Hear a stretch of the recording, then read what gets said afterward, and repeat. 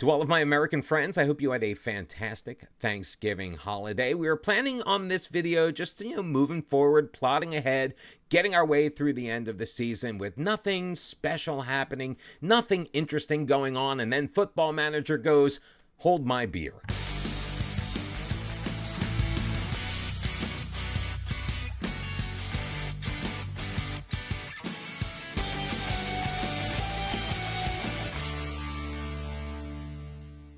Welcome back, one and all, to episode number 14 of Bottom to the Top. I am Mr. Cellophane. How are you? The original plan following the last episode was to play ahead because not a lot of moves we could make as the January transfer window is upon us. Come back sometime in the middle of February. Well, it is December the 31st. And we are back, and you may be wondering why. Well, I said we were coming back in the middle of February unless something super interesting happened.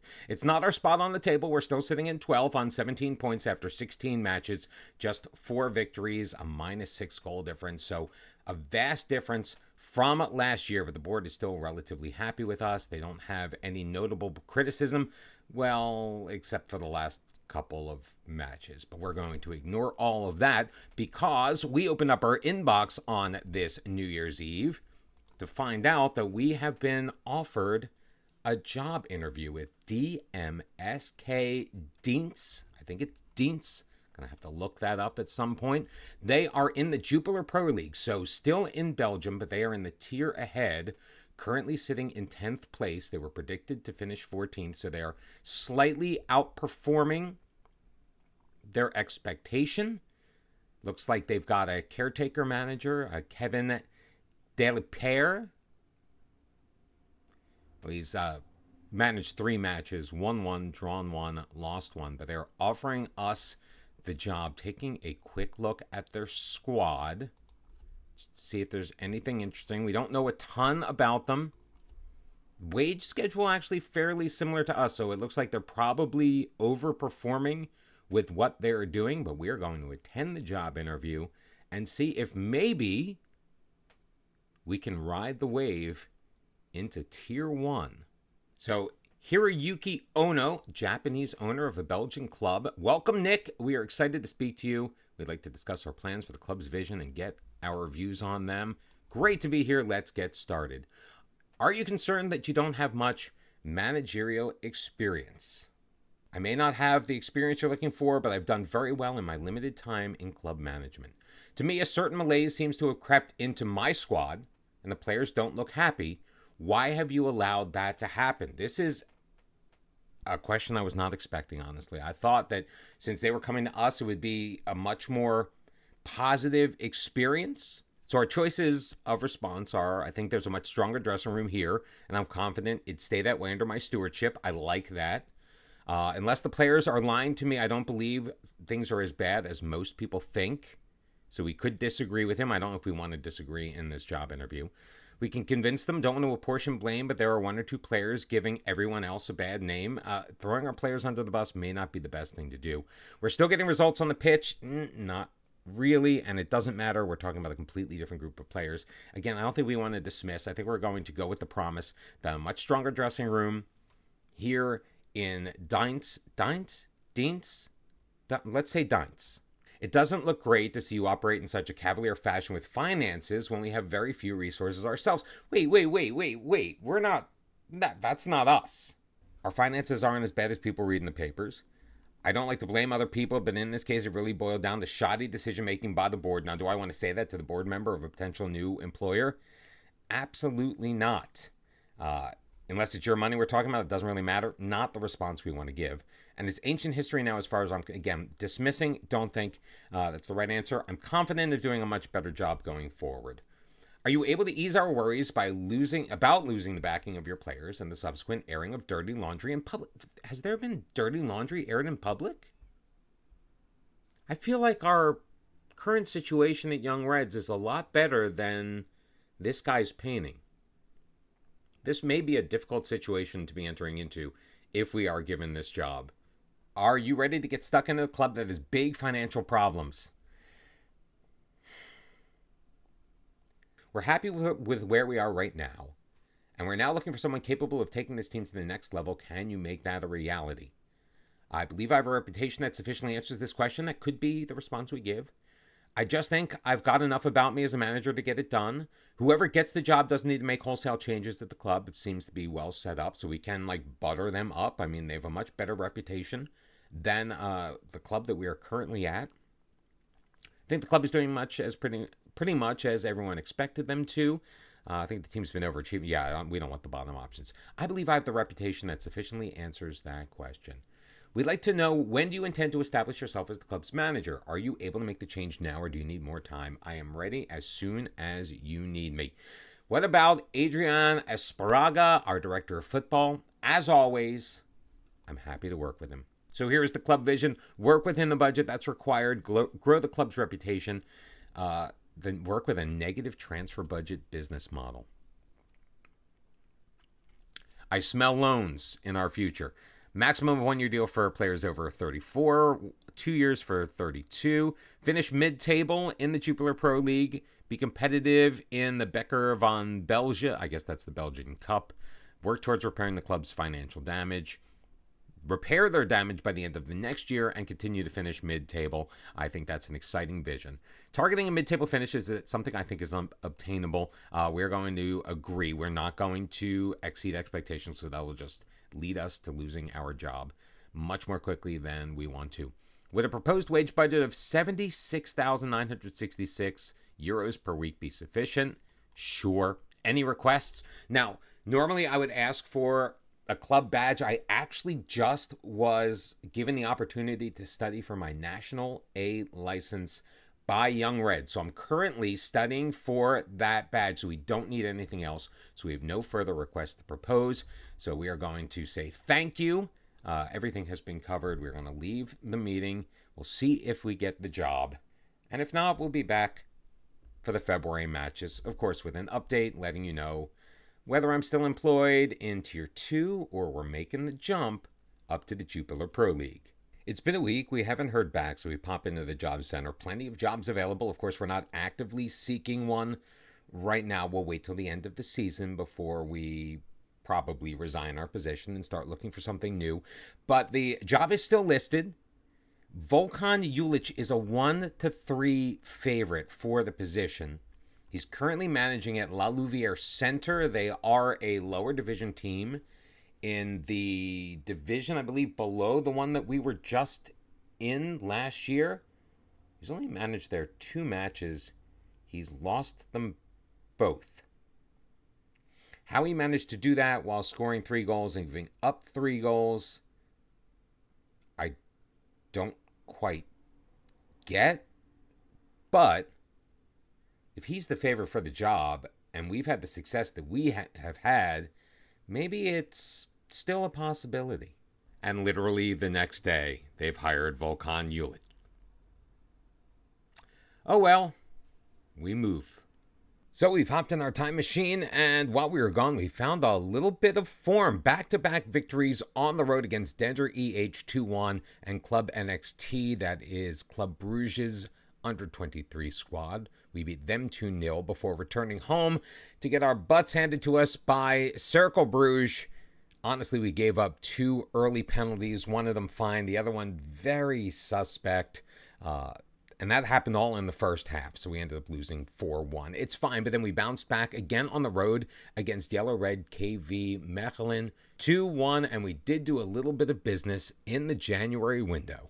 Mainly picking up 3 players on loan. Well, actually, it wasn't us. It was the director of football of Royal Antwerp FC, Rob Nizet, a 22-year-old Belgian-Gambian dual national. He is a left back to spell Yassine Ben Hamed, who, while a very good player, not the greatest on the offensive end, so we are looking to get a little bit more offense while still being defensively responsible, and I think Nizet brings that. We also picked up a midfielder, which is probably our weakest area of the pitch, Leon Lalic.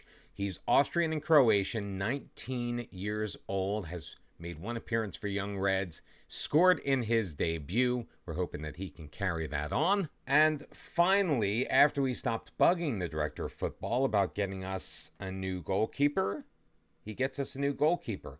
Tom Maybon, the French national, 20 years old. Just 5'11", but he's a pretty solid player. Has made 3 appearances for the squad, given up 5. I mean, he did play in that Cercle Bruges game, so 4 of the 5 came in that one match. And we are very lucky to have gotten him when we did, because Sene Lamens broke his hand in the match, which Maybon came in relief like 4 minutes in and picked up a clean sheet in his team debut. But Lamon's still out about 2 more weeks recovering. So thank goodness we didn't have to rely on Niels de Valkenier, because he too is out with an injury.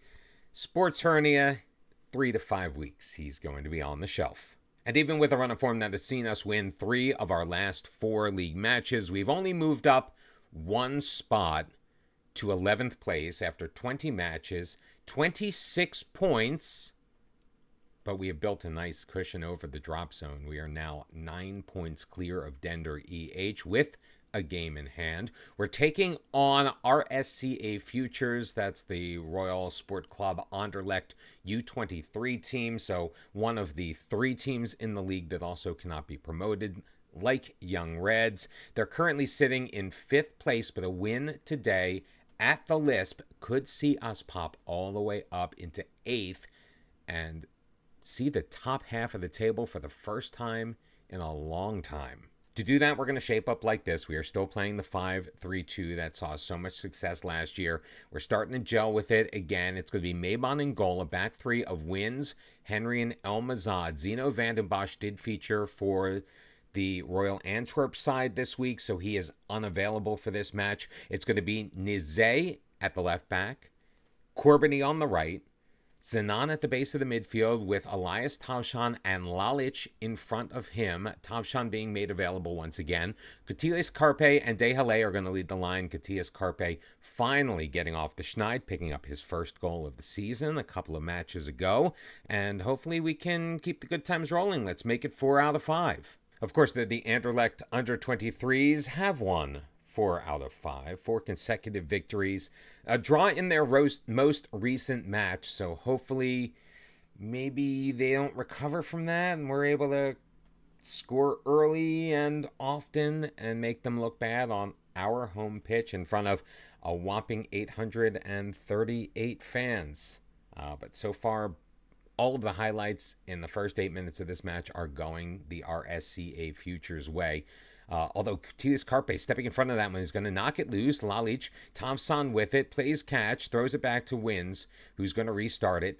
Looking to go long. DeBast is going to clear that away, but kept in along the near sideline. Nizet in the box. Cotillas Carpe in the middle. He's got Gwendal Dehale, and his league-leading 11th goal of the year puts Young Reds up 1-0, just a little over 8 minutes into this contest.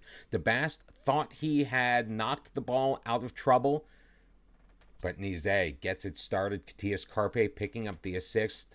Dehale with the sitter inside the 6-yard box. Was he offside? It was close. But he was not. 1-0 Young Reds, and what a way to get off to a start against the team that has not only been hot, but is way ahead of us on the table. And in that live table, you see us now in 8th place, but Elias Thompson has picked up an injury. He's being treated along the sidelines. We're going to keep an eye on him to see if maybe he's able to come back out on the pitch, throw him forward for De Grief, and Maybon making the save, knocking it behind. It is going to be a goal kick. Tavsan, is he back on the pitch yet? I think he is. Zenon trying to knock it clear. Vergalen will play it outside for De Grief.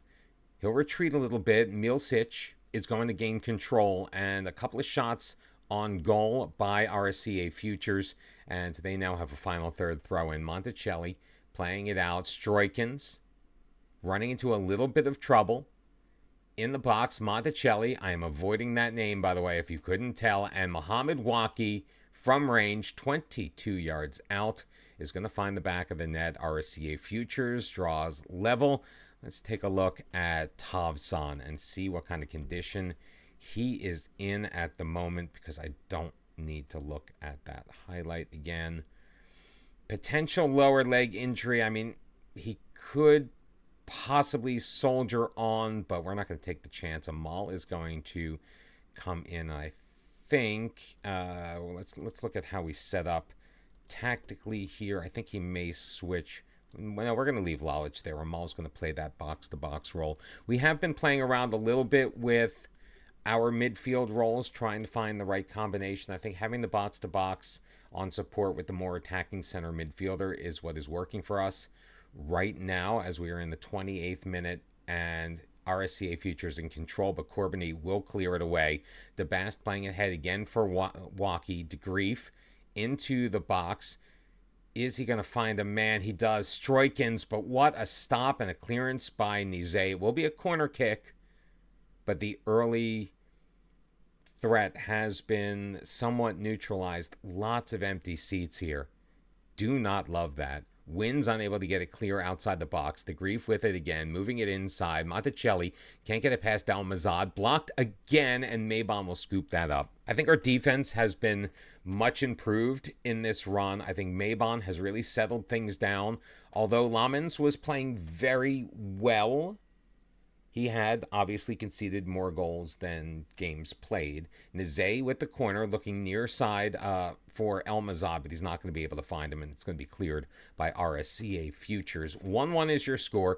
38 minutes in. Corbiny, he's got it, carrying it forward along that right side, moves past a couple of men in the middle. Kuteas Carpe ahead for De Halle, over for Corbiny again. Moving into that final third, Corbiny looking far post. Katias Carpe, he finds him, heads it down into the ground, gets it past Van Hute for his second goal of the year, and Young Reds have reclaimed the lead 2-1. And it's going to be super nice to actually have a lead heading into halftime, which we do. 5 shots to 9 in favor of RSCA Futures. They've also held the ball for 64% of the time, and Young Reds only completing 76% of their passes, something we really do need to work on. However, where it counts on the scoreboard, we're up 2-1. Things are looking good. We've shouted some early encouragement at the team. They kind of didn't like that, but a throw in for Young Reds. Nize plays it back for Wins. Both men on yellow cards, so we're going to keep an eye on them as we get deeper into this game. Henry sending it forward, looking for De Halle, but it's knocked down by Milicic. For Galen. Oh, he looks to go along, but Almazad is the only player within 20 yards. He's going to recover. A little bit of pressure on there, so he'll play it back for Maybon. 2-1 the score, 53rd minute. DeBast knotting it down, but Zanon is there. Getting it back for Lalich, from Lalich, I should say. Henry over to Wins, ahead for Katias Carpe. Zanon looking to get things started, flipping it up the left wing side. Nize is there. Into the middle. De Halle can't get his head on it. Waki, though, loses it. Zanon trying for the worldie, and he just missed. Goal kick for RSCA Futures. 60 minutes gone. 2-1 is your score. Young Reds with the lead, currently sitting 8th on the table. Only a couple of points out of 6th. Long throw in, can't find Almazad as Mutha Sebtawai. That's how I'm going to say it. I'm trying to read the name really quickly. Steps in front of that and intercepts. RSCA Futures looking to go long. Nize stepping in front of a cross pass. Thrown back, Amal playing it forward, but RSCA is going to recover. 65 minutes have been played. We're looking at the health and the legs of our team. We're looking pretty good so far. I don't want to make changes just to make changes because this team has been firing on pretty much all cylinders. Maybon coming way out of his area to play that one away. It was a risk and it paid off, but DeGrief carrying it in. He'll shoot it. He'll miss. It's fine. Corbiny with the corner, looking near post. Again, can't find a man, but it's played out. Lalich playing it deep. Corbiny flipping it for De Halle, but Van Hute is going to come out and make the grab about 7 yards off of his line, and he'll send it out. Dropping it down. I don't know why they don't punt it more, but Henry settling it. Here come Young Reds again, looking to get on the attack. Corbiny moving it infield. Switch of play over to Nize. Heavy touch will lose to Colossen. Masho, though, can't catch up to it. Katias Carpe taken down. Penalty awarded. Young Reds with a chance to go up 3-1, and this could very much or very well ice this match.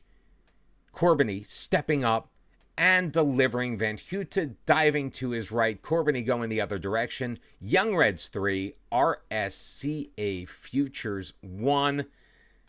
We're on the up. We're on the come. With a free kick in a dangerous position coming up in the 75th minute to grief. Why was I worried? Amal, who we brought in for Elias Thompson, who went off with an injury, picked up a knock himself, so he's going to come off of the pitch. Milan Schmitz will take his place. Also, Nize, while to the eye he looked like he was having a great game, the coaches weren't really rating him. They decided that it was best to get him off, so Nolan Guillot going to finish off the match at that left wing back position, and Young Reds are going to hold on for the 3-1 victory. No further activity. We ended up with 14 shots on goal, 6 of them on target at 2.21 XG, which we outperformed, by the way. Still only 75% pass completion, and the possession was dominated by RSCA Futures, but we picked up the victory, which means we move into the top half of the table, sitting 8th place after 21 matches on 29 points, still way off of the top. And by the way, we've got Zulte Waregem and OH Leuven in our next 2 matches. I'm going to spare you all that because I'm not sure we can keep this fine form going over the next 2 weeks against the teams occupying the top 2 spot in the league. But it is nice that we have finally found our form and won 4 of our last 5 to make things just a little bit easier on us and hopefully make us look a little better when we start job searching in the summer. Thank you very much for joining me today. Please make sure you hit the like button, also subscribe and turn on your notifications so you know when the next bottom to the top video comes out. I hope you have a great weekend. We'll see you on Monday. Until then, bye-bye.